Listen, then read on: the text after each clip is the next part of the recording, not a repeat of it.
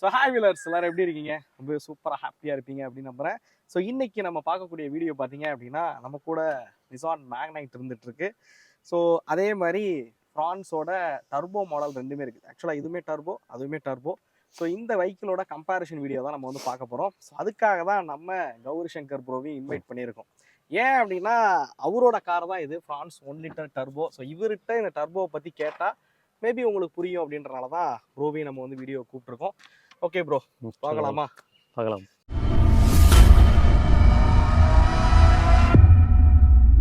Okay bro, first நம்ம ஆரம்பிப்போம். இந்த ஒரு வாரம் கிட்டத்தட்ட நம்ம ரைடு ஒரு 4 நாள் போயிட்டு வந்திருக்கோம். நான் இந்த காரை வந்து ஒரு 15 நாளாக யூஸ் பண்ணிட்டு இருக்கேன். ஸோ இந்த காரை பற்றின உங்களோட அபிப்பிராயம் ப்ளஸ் என்னோட அபிப்பிராயத்தை தான் இந்த வீடியோவில் வந்து நம்ம சொல்ல போகிறோம். ஏன்னா ஆல்ரெடி நானும் ஃப்ரான்ஸ் வச்சுருக்கேன், ஸோ நீங்களும் ஃப்ரான்ஸ் வச்சுருக்கீங்க. ஸோ நீங்கள் டர்போ வச்சிருக்கனால நீங்கள் சொன்னால் இன்னும் பெட்டராக இருக்கும் அப்படின்னு நான் யோசிக்கிறேன். ஸோ அதனால தான் இந்த கம்பேரிஷன் நம்ம வந்து பண்ண போகிறோம். ஸோ இந்த வீடியோ ஃபுல்லாமே பார்த்தீங்க அப்படின்னா எங்களோட ஒப்பீனியன்ஸை தான் வந்து நாங்கள் ஷேர் பண்ண போகிறோம். கீழே வந்து உங்களுக்கு ஸ்க்ரோல் ஆகும் இந்த 2 காரோட ஸ்பெக்ஸ் டீட்டெயில்ஸ் எல்லாமே. ஸோ அதை பார்த்து நீங்கள் டீட்டெயிலாக தெரிஞ்சுக்கலாம். ஸோ நம்ம ஃபஸ்ட்டு டிசைன்லேருந்து ஆரம்பிப்போம் ப்ரோ. எனக்கு பர்சனலாக சொல்லணும் அப்படின்னா நிசான் மேக்னைட்டோட டிசைன் வந்து பிடிச்சிருக்கு அப்படின்னு சொல்லுவேன். பட்ஜெட் கேட்டகரிக்குள்ள இந்த காரை வந்து இந்த டிசைன்ல வந்து உருவாக்கி இருக்கிறதே ஒரு மேஜர் பாசிட்டிவ் சைடு அப்படின்னு சொல்லலாம். உங்களுக்கு நிசான் மேக்னைட்டோட டிசைன் பிடிச்சிருக்குங்களா? நல்லா இருக்குங்க. டிசைன்லாம் நல்லா இருக்கு, குறைய இல்லை. ஆக்சுவலாக நம்ம ஆல்ரெடி வீடியோ சொன்ன மாதிரி தான் டாட்சனோட ப்ராடக்டாக தான் டெவலப் ஆக இருந்துச்சு. ஸோ அந்த டாட்சனோட இன்ஸ்பிரேஷன் இருக்குது.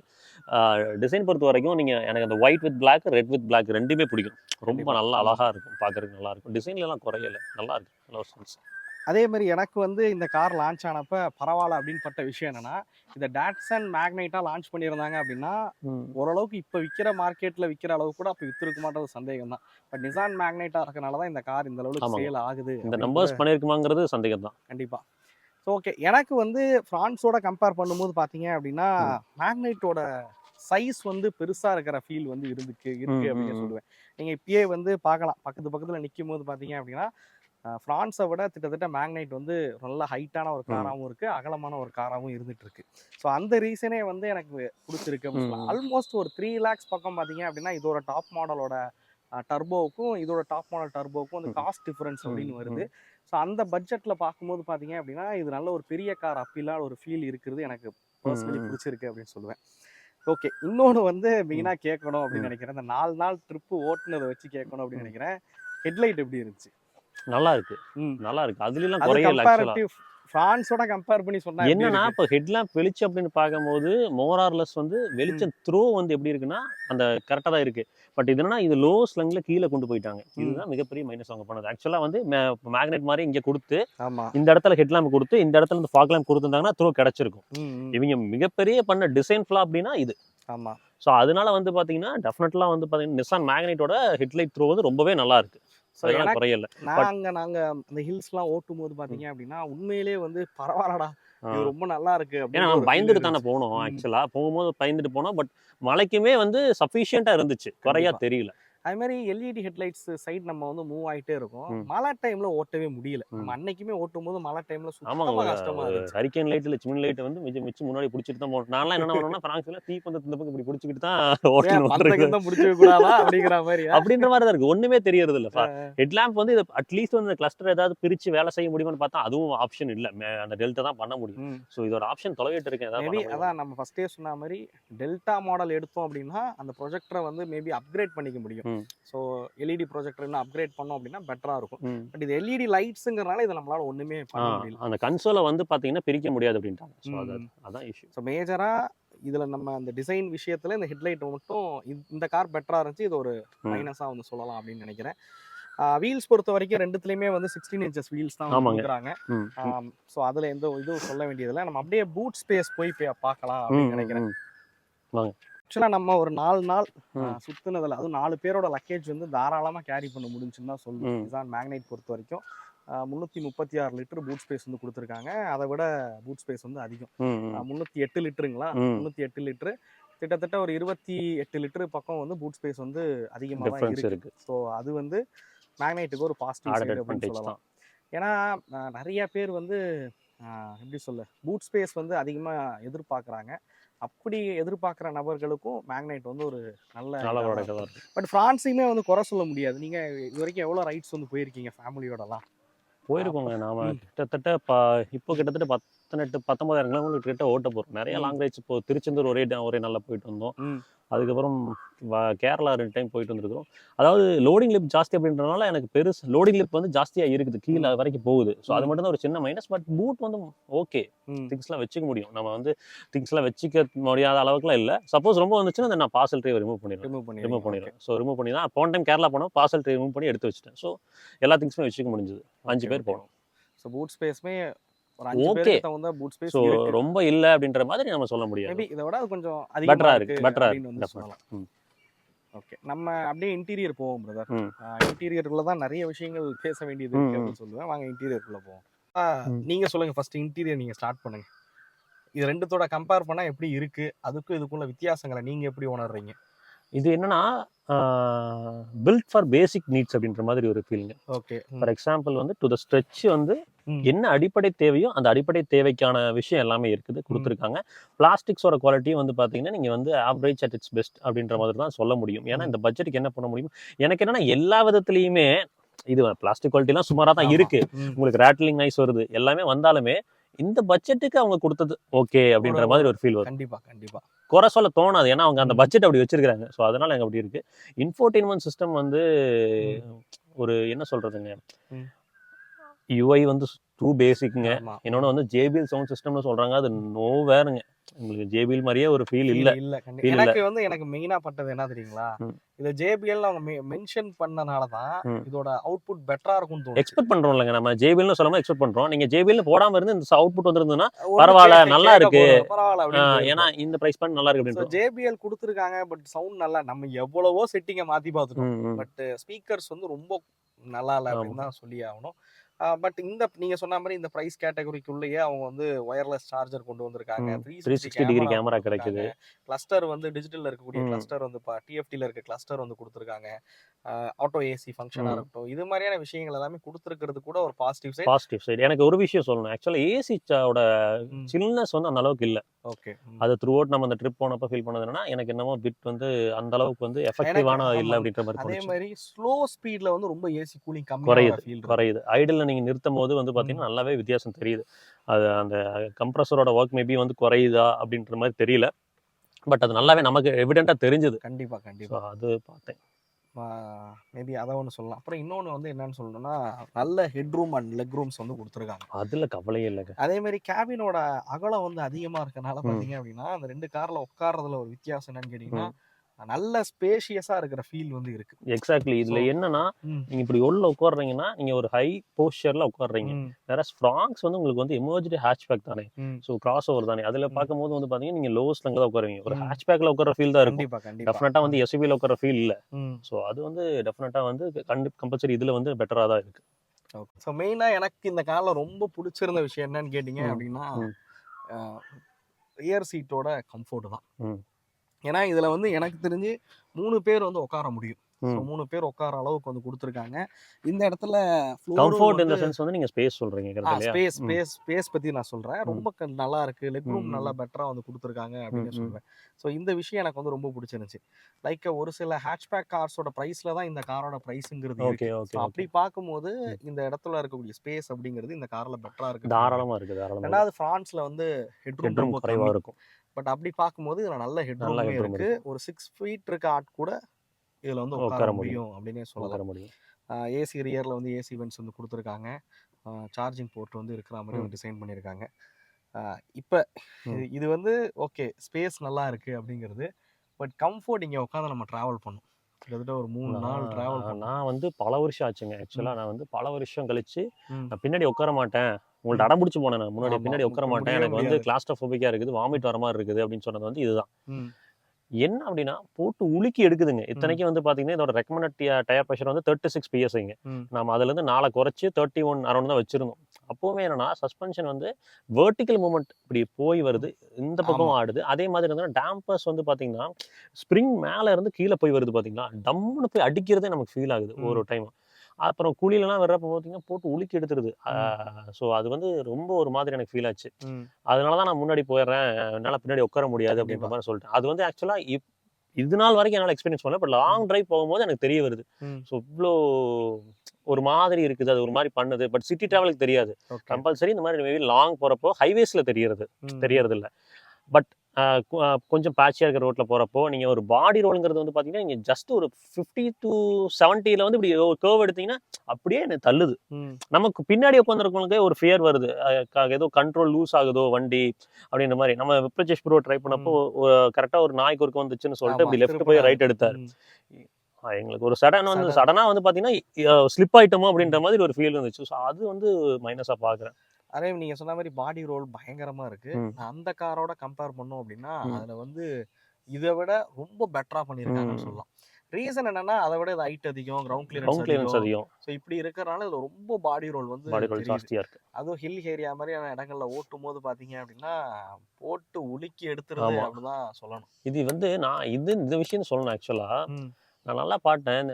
இந்த இன்ஃபோர்டைன்மெண்ட் சிஸ்டம், இந்த லைட்ஸ்லாம் வந்து பார்த்தீங்கன்னா நீங்கள் மேண்டேட்டரி ஆன் பண்ணி வைக்கிறீங்க அப்படின்னா இப்போ அதுலலாம் நான் யூஸ் பண்ண கார்ஸ் வரைக்கும் பார்த்தீங்கன்னா கொஞ்சம் ஆன் பண்ணி வச்சிங்கன்னா அது எரியும்.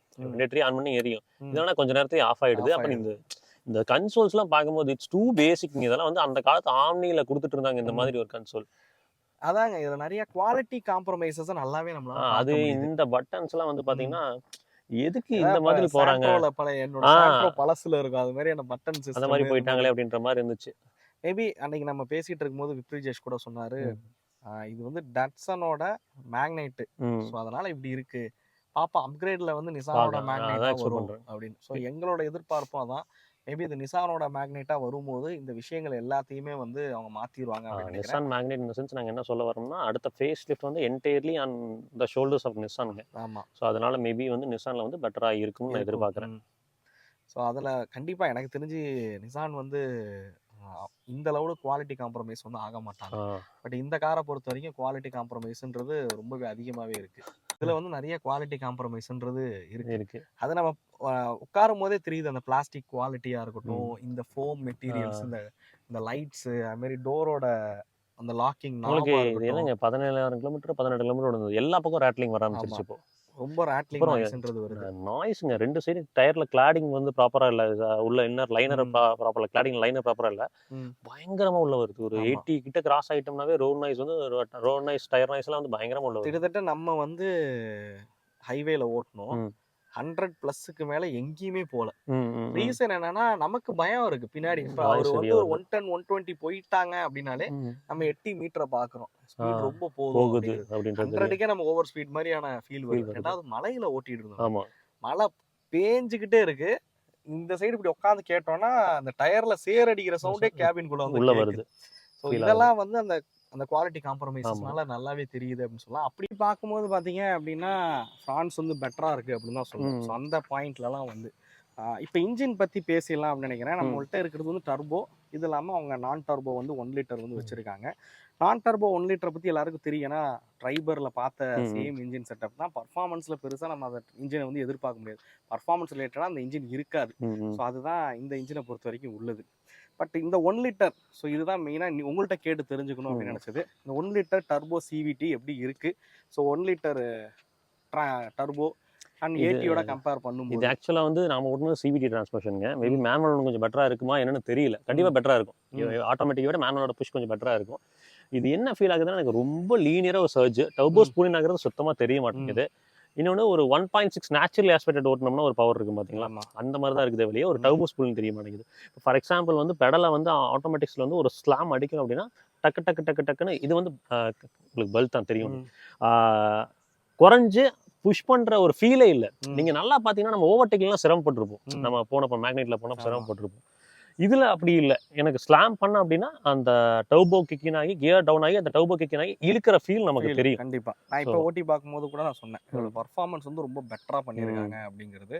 ரெண்டாவது அந்த டார்க் கன்வெர்ட்டர் இது வந்து சிவிடி. ஆனா ரப்பர் பேண்ட் எஃபெக்ட் வந்து இதுல கம்மியா இருக்கு. அதெல்லாம் குறையே இல்லை. அதெல்லாம் சொல்ல கார்ஸோட கம்பேர் பண்ணும்போது நான் பழைய பலினோலாம் வந்து சிவிடிலாம் ஓட்டியிருக்கோம். ஸோ அதில் பார்த்தீங்கன்னா சவுண்டு தான் வரும், வண்டி போகாது. பட் இதுல வந்து அந்த லெவலுக்கு ஒன்றும் மோசம் இல்லை. அப்புறம் நாய்ஸ் வந்து ஆக்சுவலாக இன்ஜின் நாய்ஸ் வந்து இதுல நல்லா தெரியும். நீங்க செகண்ட் கியர் ஃபர்ஸ்ட் கியர்லாம் டவுன் பண்ணி இருக்கிறப்போ அந்த இன்ஜினோட டிரைவ் நோட் நல்லா கேட்கும். ஆனா அதுல கேட்கல. ஆமா, அது ரிஃபைண்டாக தான் எனக்கு ஃபீல் ஆச்சு. மைலேஜ்னு பார்க்கும்போது இவங்க ஸ்மார்ட் ஹைப்ரிட் ப்ளே பண்ணியிருக்காங்க. இன்னொன்று நார்மலாக நீங்கள் அந்த டார்க் ட்ரை பண்ணுறப்போ வந்து பார்த்தீங்கன்னா பவர் டெலிவரி ரொம்ப பொறுமையாக தான் வரும். நீங்கள் எந்த அளவுக்கு ஸ்லாம் பண்ணுறீங்க அதுக்கு மாதிரி அது மாறிக்கிட்டே இருக்கு. ஆமாம், அதில் வந்து எனக்கு மைலேஜில் வந்து ரொம்பவே பெட்டராக இருந்துச்சு. ஏன்னா நம்ம ரியல் டைமில் டெஸ்ட் பண்ணப்போ 11.6 என்னமோ அரௌண்ட் வந்துச்சு.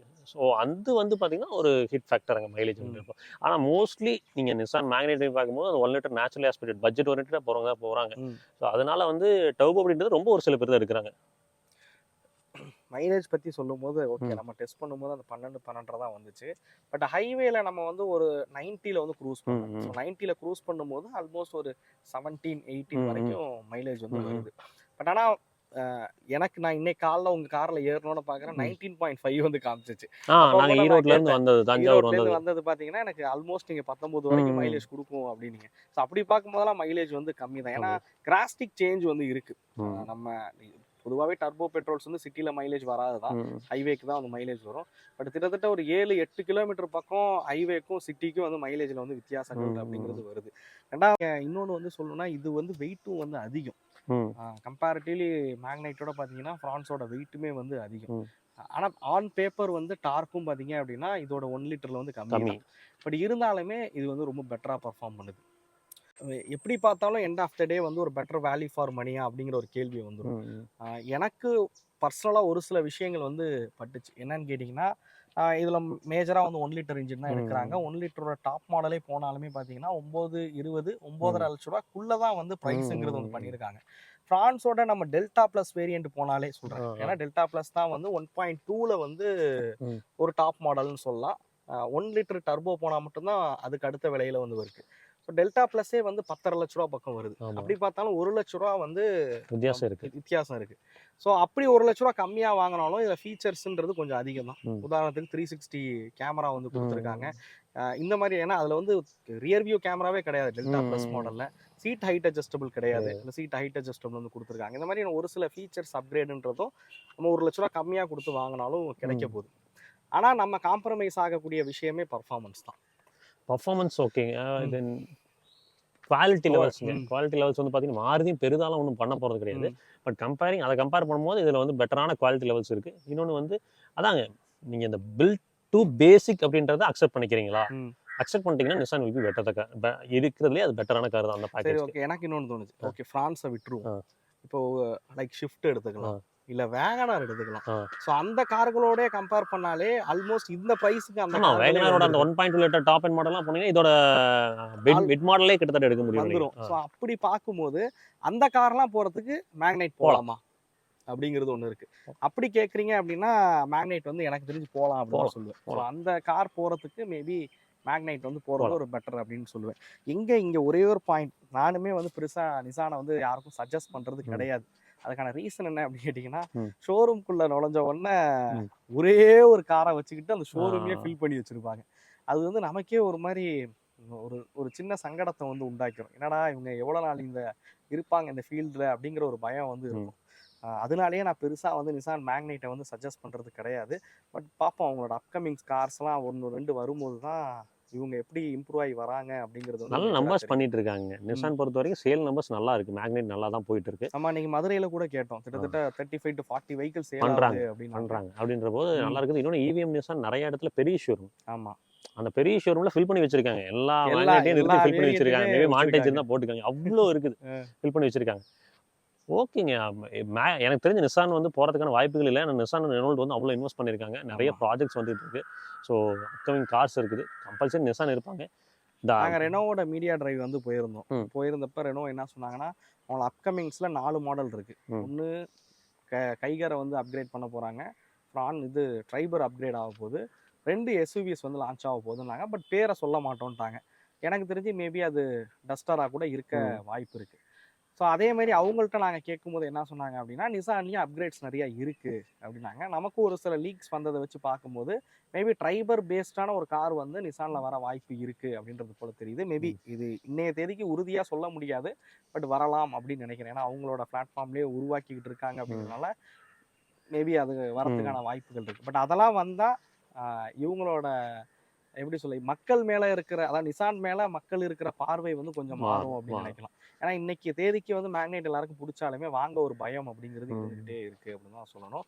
ஸோ மேபி இந்த வீடியோ வந்து அட்லீஸ்ட் பார்த்த ஒரு சில பேருக்கு யூஸ்ஃபுல்லாக இருந்திருக்கும் அப்படின்னு நினைக்கிறேன். மேக்னைட் போகலாமா இது போகலாமா அப்படின்னு பார்க்கும்போது ஸோ மேக்னைட்டில் ஆப்வியஸ்லி குவாலிட்டி காம்ப்ரமைசஸ்ன்றது நிறையவே இருக்குது அப்படின்னு சொல்லுவேன். ஒரு சில பாயிண்ட்ல வந்து மேக்னைட் வந்து பெட்டராக பர்ஃபார்ம் பண்ணுது அப்படின்னு சொல்லலாம். ஸோ ஓகே ப்ரோ, இந்த ப்ரைஸிங் வச்சு தான் நம்ம இது பண்ண முடியும். நான் ஒவ்வொரு அந்த வேரியன்ட் அந்த வெஹிக்கிளோட ப்ரைஸிங் என்ன, இதோட ப்ரைஸிங் என்னன்றதை உங்களுக்கு நான் டிஸ்பிளேல வந்து கொடுத்துருக்கேன். மேபி ஏதாவது டவுட்ஸ் இருந்தால் நீங்கள் அதை பாஸ் பண்ணி கூட பார்த்து தெரிஞ்சுக்கலாம் அப்படின்னு நினைக்கிறேன். இந்த வீடியோ ஆக்சுவலாக ஒரு சில பேருக்கு வந்து யூஸ்ஃபுல்லாக இருந்திருக்கும் அப்படின்னு நினைக்கிறேன். ஒரு பாட்காஸ்ட் ஃபார்மெட்டில் தான் வந்து இதை நம்ம வந்து ட்ரை பண்ணியிருக்கோம். இது பிடிச்சிருக்கு அப்படின்னா சொல்லுங்கள், நம்ம அடுத்தடுத்து ஏதாவது கம்பேரிஷன்ஸு கௌரி சங்கர் ப்ரோ இல்லை விப்ரிஜேஷ் ப்ரோ கூட சேர்ந்து வந்து நம்ம வந்து ட்ரை பண்ணி பார்ப்போம். யூஸ்ஃபுல்லாக இருக்குது அப்படின்ற பட்சத்தில் கண்டிப்பாக வந்து கமெண்ட் பண்ணுங்கள். ஓகே ப்ரோ, ரொம்ப நன்றி. ஸோ நமக்காக கிட்டத்தட்ட 7 மணி பக்கம் ஆக போகுது, இருக்கிருச்சு டோட்டலாக. அவரும் வந்து ஊருக்கு கிளம்பி ஆகணும். அவரை நிறுத்தி வச்சு நமக்கு ஒரு வீடியோ பண்ணி கொடுங்க அப்படின்னு சொல்லி கேட்டிருந்தேன். ஸோ அதுக்காக பண்ணதுக்கு ரொம்பவே நன்றி அப்படின்னு சொல்லுவேன். ஸோ இந்த வீடியோ உங்களுக்கு பிடிச்சிருக்கும் அப்படிங்கிறத நம்புறேன். இந்த வீடியோ பற்றின கருத்துக்களை மறக்காம கமெண்ட் பண்ணுங்க. அடுத்த வீடியோவில் சந்திக்கும் வரை தமிழ் வீல்ஸ் மணிகண்டன். நன்றி, வணக்கம். தேங்க்யூ.